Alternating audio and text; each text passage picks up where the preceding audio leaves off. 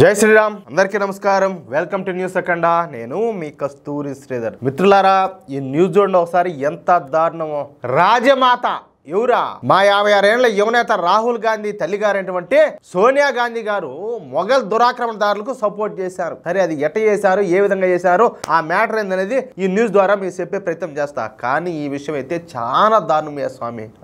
మొఘల్ దురాక్రమణదారులు 1526 నుంచి 1707 వరకు మన భారత ఉపఖండాన్ని అంటే ఆఫ్ఘనిస్తాను పాకిస్తాను మన భారతదేశము బంగ్లాదేశంలో పరిపాలించారనమాట. అంటే అప్పుడు ఇవన్నీ కూడా కలిసే ఉన్నాయి కదా. సరే ఇకపోతే 1526లో ఈ తైమూర్ వంశానికి చెందినటువంటి బాబరు మొదటి పానిపట్ యుద్ధంలో ఈ ఇబ్రహీం లోడిని ఓడించి మొఘల్ సామ్రాజ్యాన్ని స్థాపించాడు. ఈ మొఘల్ వంశీయులంతా కూడా ఇస్లాం మతాన్ని ఖచ్చితంగా పాటించారు. అదే క్రమంలోనే హిందువులను కర్కశంగా అణిచేశారు. ఎక్కడో మధ్య ఆసియా అయినటువంటి ఈ ఉజ్బెకిస్తాన్కు వచ్చినటువంటి ఈ సంచార జాతి అయినటువంటి మొఘలాయులు మన దేశాన్ని దాదాపుగా 180 సంవత్సరాల పాటు పరిపాలించడం మన కర్మ అని చెప్పి చెప్పుకోవాలి. ఎందుకంటే అప్పట్లోనే మన హిందూ రాజుల మధ్య ఉన్నటువంటి ఈ అనైక్యత కారణంగా మన హిందూ రాజులు ఒకరిపైన ఒకరు యుద్ధాలు చేసుకుంటా ఉన్నారు. అదే అదునుగా భావించినటువంటి ఈ మొఘల్ సంచార జాతులు కొంతమంది హిందూ రాజుల పక్షాన్ని చేరి మిగిలిన హిందూ రాజులను ఓడించి వాళ్ళ రాజ్యాలను హస్తగతం చేసుకున్నారు. ఓకేనా? ఆ తరువాత తమకు సాయం చేసినటువంటి హిందూ రాజులను కూడా చంపేసి వాళ్ళ రాజ్యాలను కూడా తమ రాజ్యంలో కలుపుకున్నారు. ఫలితంగానే అతి పెద్ద మొఘల్ సామ్రాజ్యం అయితే ఏర్పడింది. ఇందాక నేను ఒగ్బోర్డుకు సంబంధించి ఒక న్యూస్లో కూడా చెప్పినా నేను నాయనా ఇప్పుడు ఎవరైతే ఈ సూడో సెక్యులర్ పార్టీలు సూడో సెక్యులర్ నాయకులు వీళ్ళకి సపోర్ట్ చేస్తూ ఉంటారో వాళ్ళ మొహాన కోడికి కదా వడ్ల గింజలు వేసినట్టు వాళ్ళకి ఓట్లేసి ఇప్పుడు ప్రస్తుతానికి వీళ్ళ పనులు జరుపుకుంటా ఉంటారు.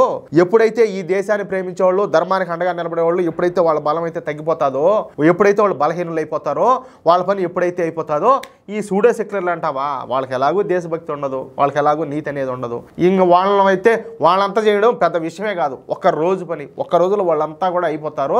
మళ్ళీ ఈ దేశం వచ్చేసి వాళ్ళ చెప్పు శాతాలకు వెళ్ళిపోతారని చెప్పేసి ఇంతకుముందు కూడా ఒకసారి చెప్పిన మళ్ళా చెప్పబోయేది అదే. ఇప్పుడు ఈ ఎగ్జాంపుల్ కూడా దానికి సంబంధించింది.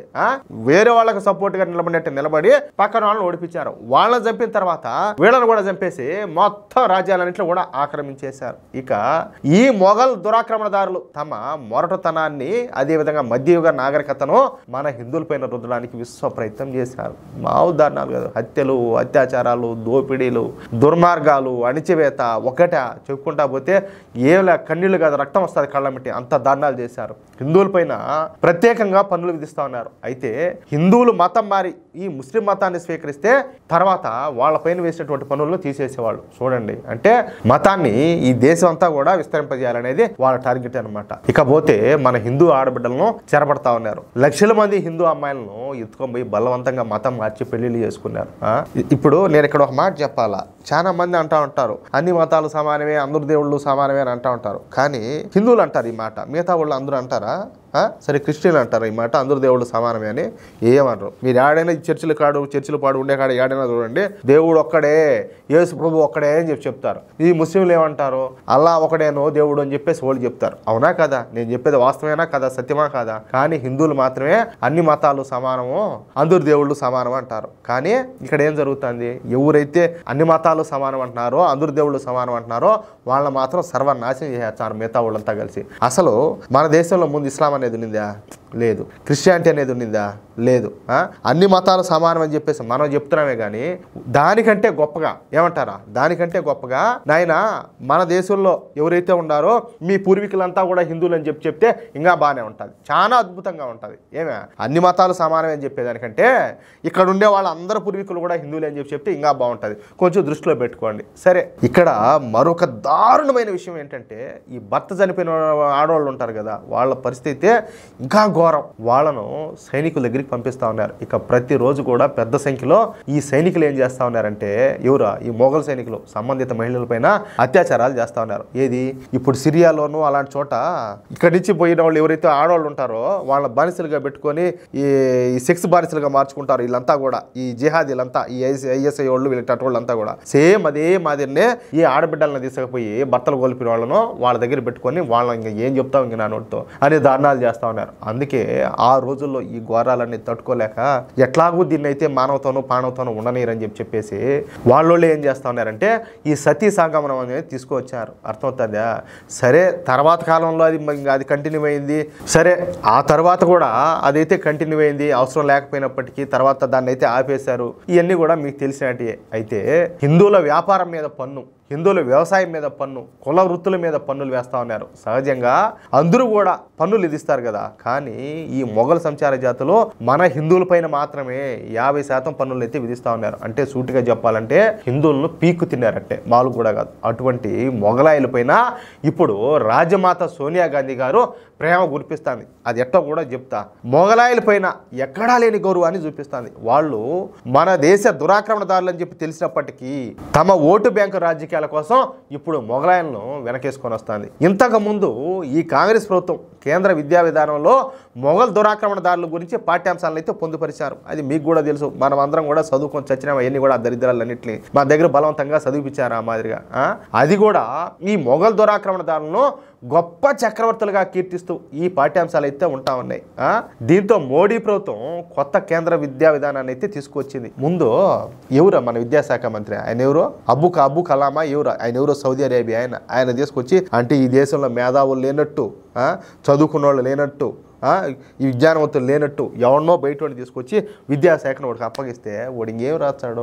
మనల్ని ఎవడైతే బాగా వేసిపోయినారో, మన దేశాన్ని లూటీ చేశారో, మన దేవాలయాన్ని ధ్వంసం చేశారో, మన దేవీ దేవతల విగ్రహాలు ఎవరైతే ధ్వంసం చేసి ఎరగొట్టేశారో వాళ్ళను వీరులుగా చిత్రీకరిస్తా మన దగ్గరనే చదివిపించారు. ఇంత దౌర్భాగ్యం, ఇంత దరిద్రం ప్రపంచంలోని ఏ దేశానికి, ఏ దేశ ప్రజలు కూడా వచ్చి ఉండదు. ఇప్పుడు అలాంటి వాళ్ళ గురించి మన పాఠ్యాంశాల నుంచి తీసేస్తా ఉంటే ఇప్పుడు రాజమాతకు తీపి అయిపోతుంది, బాధ అయిపోతుంది. సరే, ఈ విద్యా విధానంలో ఈ మొఘల్ దురాక్రమణదారులకు చెందినటువంటి దిక్కుమాలినటువంటి ఈ పాఠ్యాంశాలన్నింటినీ కూడా తొలగించేసి వాటి స్థానంలో ఛత్రపతి శివాజీ మహారాజు, రాణా ప్రతాపు, రాణి దుర్గావతి, తారాబాయి భోంస్లే, రాణా సంఘాల వంటి మన భారతీయ వీరుల గురించి ఈ కొత్త పాఠ్యాంశాలన్నీ కూడా రూపొందించారు. దీంతో ఇక ఈ విషయం పైన ఈ కాంగ్రెస్ నాయకురాలు సోనియా గాంధీ పాపం ఆమెకు ఏదో కడుపు మంట, తీవ్రమైనటువంటి ఆవేదన, ఏది వాళ్ళంతా వాళ్ళ గురించి అంతా తీసేస్తారు పాఠ్యాంశాలు అని చెప్పేసి వాళ్ళని ఆవేదన, ఆగ్రహం అంతా కూడా వ్యక్తం చేసేసింది. అసలు మొఘలుల పాఠ్యాంశాలను ఎందుకు పుస్తకాల నుంచి తొలగించారు అంటే వాళ్ళంతా మేలు చేసిన నా కొడుకు లేదా మనకంతా, అందుకని నా బాధ.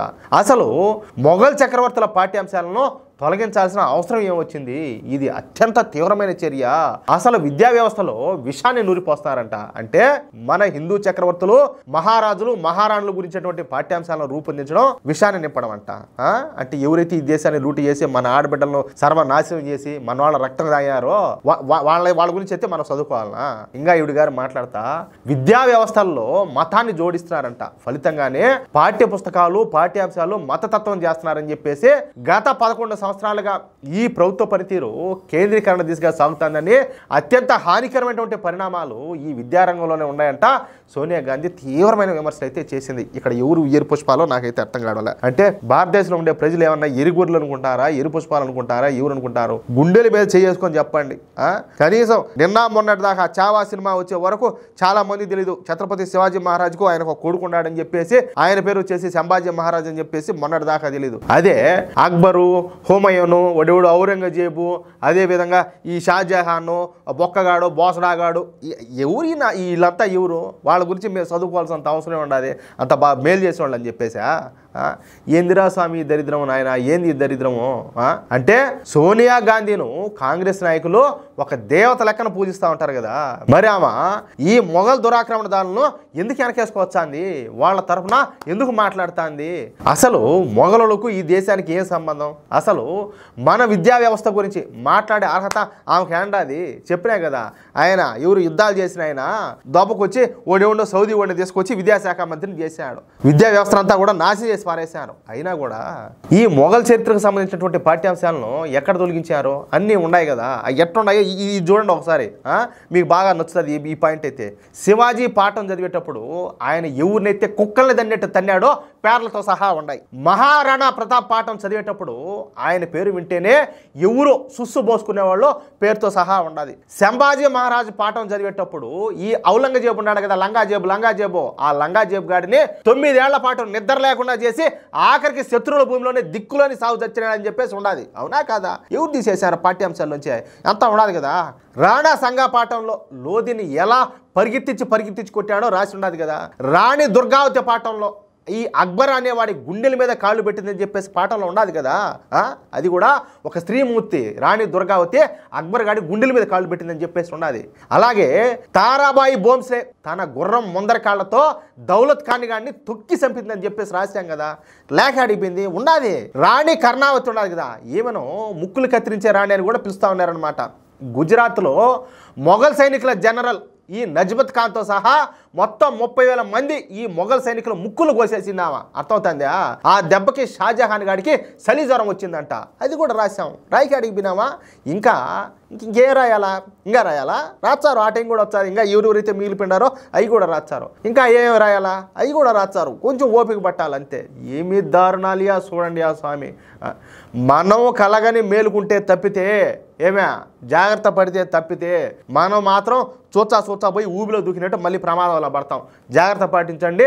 దేశాన్ని ధర్మాన్ని మీ భవిష్యత్తును కాపాడుకోండి. అది నేను చెప్పుకొచ్చింది. మిత్రులారా, ఈ న్యూస్ కనుక మీకు నచ్చినట్లయితే ఖచ్చితంగా ఈ న్యూస్ నలుగురికి షేర్ చేయండి. అదేవిధంగా ప్రతి ఒక్కరు కూడా మీ యొక్క అమూల్యమైన అభిప్రాయాలను తప్పనిసరిగా కామెంట్ రూపంలో తెలియజేయండి. అలాగే ఇంతవరకు మీరు కనుక మన ఛానల్ను సబ్స్క్రైబ్ చేసుకున్నట్టయితే ప్రతి ఒక్కరు మన ఛానల్ సబ్స్క్రైబ్ చేసుకోండి, సపోర్ట్ చేయండి ప్లీజ్.